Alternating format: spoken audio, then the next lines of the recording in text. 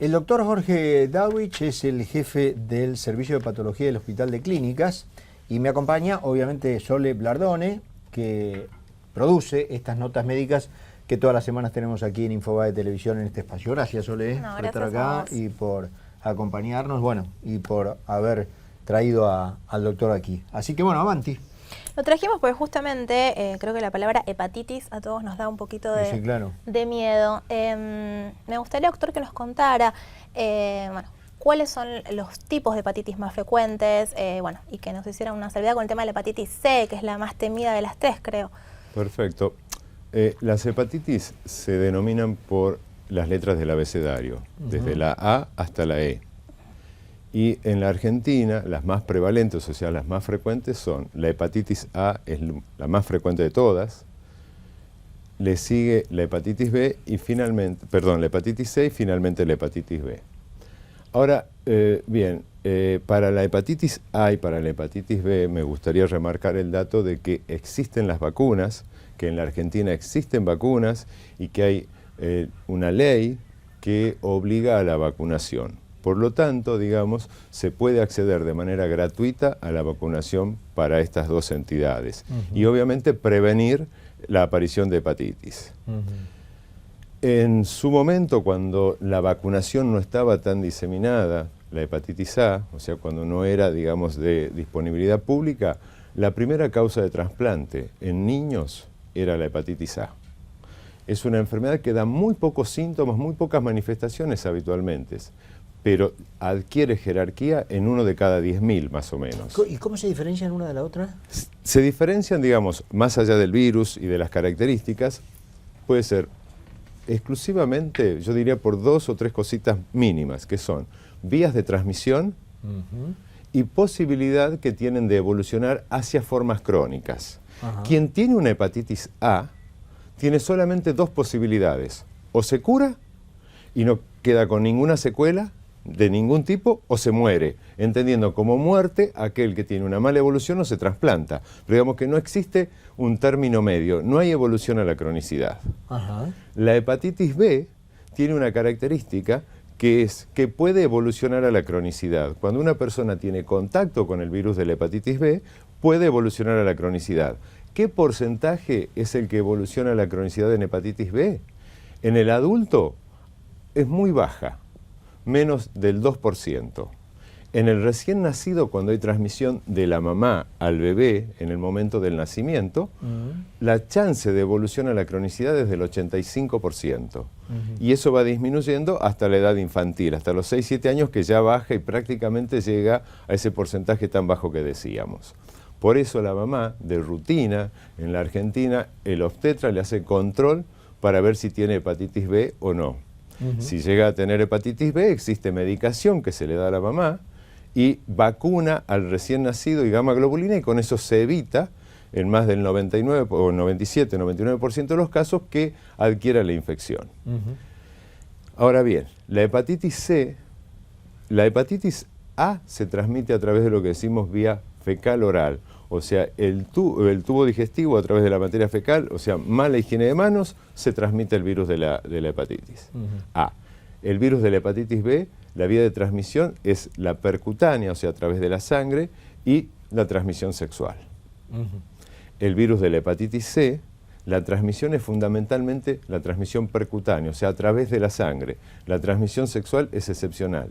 Pero como característica tiene que el virus de la hepatitis C, en alrededor del 45 al 95% de las personas que tienen contacto con el virus van a evolucionar a formas crónicas. Es decir, es una enfermedad que tiene muy pocos síntomas en la fase aguda, es excepcional que dé algún tipo de manifestación y lentamente, en quienes evoluciona la cronicidad, a lo largo de años, va a desarrollar en alrededor de un 30%, 20 a 30%, va a desarrollar una cirrosis. De esos que evolucionan a la cirrosis hay un porcentaje que van a desarrollar bajo, pero digamos significativo en cuanto a lo individual y a costos en la salud, al desarrollo de cáncer de hígado o a descompensación de la enfermedad hepática, a descompensación de la capacidad funcional del hígado y van a requerir un trasplante.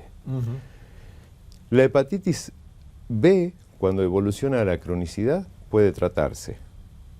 puede ser controlada. Hay medicamentos que permiten controlar la enfermedad. El virus de la hepatitis B, una vez que está crónico, por más tratamiento que se le dé, es excepcional que se erradique.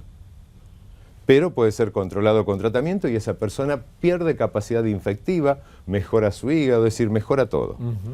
Puede requerir tratamiento con medicación, a veces de por vida.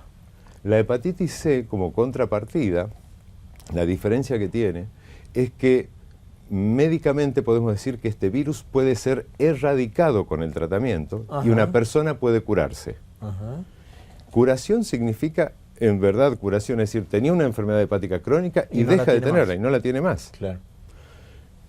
Quien hace tratamiento y se cura, si uno le hace una biopsia, o sea, un estudio histológico en el hígado a los 4, 5, 6 años después que recibió tratamiento, esa persona tiene un hígado que es prácticamente normal, o sea, recupera prácticamente toda su capacidad funcional. De ahí la importancia, digamos, de ir en la búsqueda de esta hepatitis. En Estados Unidos hay un dato que es muy interesante y me parece oportuno comentarlo. Hay estudios epidemiológicos que demoran 5 años en Estados Unidos, se hacen cada diferentes periodos. Y lo que se vio, para hacerlo de manera muy sencilla, es que aquellos nacidos entre 1945 y 1965 tenían una frecuencia de hepatitis, para decirlo en términos generales y sencillos, una frecuencia de hepatitis que superaba más o menos en 3 a 5 veces a lo que tenía la población que había nacido antes y después. Es la población de los baby boomers. Bueno, para esa población en Estados Unidos hay una indicación ya conceptual que toda persona nacida en ese periodo debe ser investigado al menos una vez en la vida el virus de la hepatitis C, que se hace con un simple análisis de sangre. Nosotros no tenemos esos estudios epidemiológicos en la Argentina, pero por ejemplo en nuestro hospital teníamos datos de los donantes de sangre. Entonces analizamos de nuestra base de datos los donantes de sangre. Y lo que vimos, curiosamente, es que también aquellos que tenían una mayor prevalencia, una mayor frecuencia de hepatitis C, estaban en esa franja. Estaban en esa franja en la Argentina. Notable, Por lo tanto, si yo tuviese que recomendar, aunque con las limitaciones, porque no tenemos el poder estadístico que tiene lo que se hizo en Estados Unidos o lo que se hizo, por ejemplo, en otros países de Europa, debería recomendar que por lo menos una persona que nació entre 1945 y 1965 debería hacerse un estudio del virus de la hepatitis C. Esto es muy importante porque cuanto más precozmente se trata la hepatitis C, más posibilidades de curación tiene. Con los tratamientos disponibles en la actualidad en la Argentina, con los tratamientos que disponemos en el momento actual en la Argentina, entre un 65 y un 90% de las personas que tienen hepatitis C pueden curarse.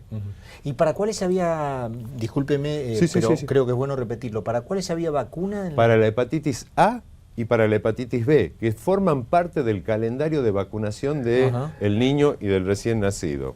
¿Y eso lo puede, digamos, la vacuna se puede vacunar cualquiera o solamente para No, cualquiera se puede vacunar.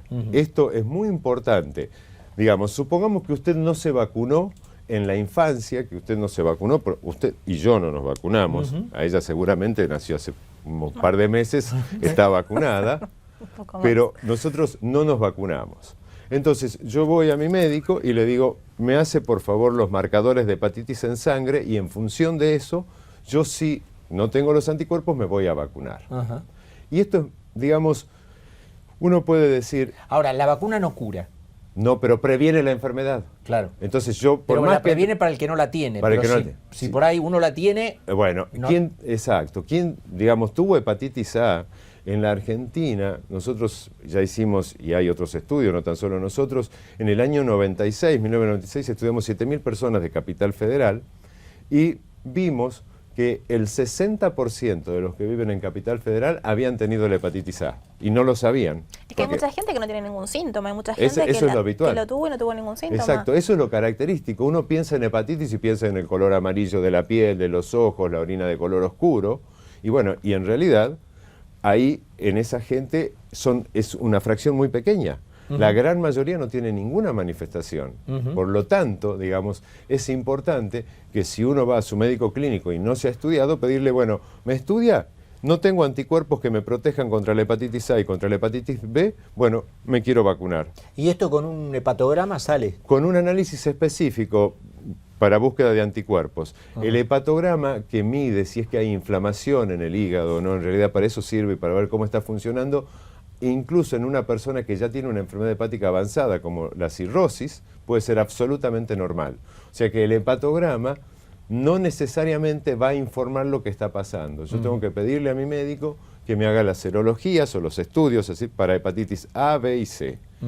Es en el chequeo anual, ahí se agrega y nada más. O sea que es muy simple en realidad la prevención realmente. ¿Qué cantidad de casos se estima que hay en Argentina de hepatitis C? Lo que nosotros decimos que por diferentes estudios en diferentes tipos de poblaciones, y estimamos que hay entre un 0,5 y un 8% de personas infectadas. O sea que hay al menos alrededor de 800.000 personas con hepatitis C en la Argentina. Entre 400.000 y 800.000. Y más del 95% no lo sabe. Solo la última porque ya son 7 de la tarde. Eso le iba a preguntar justamente, el tema del tratamiento de estas personas con hepatitis C. ¿Qué tratamientos disponibles hay? El tratamiento en el momento actual, digamos, lo que disponemos es de drogas como interferón, ribavirina, en el caso de la hepatitis C, y los inhibidores de proteasa, Boceprevir o Telaprevir, que tienen para una determinada variedad de hepatitis C, que es el genotipo 1, que es el más resistente al tratamiento y que es el más frecuente en la Argentina y en Occidente en general. Y para las hepatitis crónicas C, genotipos 2 y 3, que son los otros que hay en la Argentina, con interferón y ribavirina se puede llegar hasta un 90% de curación. Y en hepatitis B disponemos de interferón también, que es una opción, o los que se llaman antivirales orales, que es un abanico de drogas, y que las dos más potentes son tenofovir y entecavir en ese orden, y que se disponen en la Argentina. Doctor Deurich, bueno, la verdad un placer, muy útil haberlo escuchado esta tarde aquí con nosotros en Infobae. Muchísimas gracias.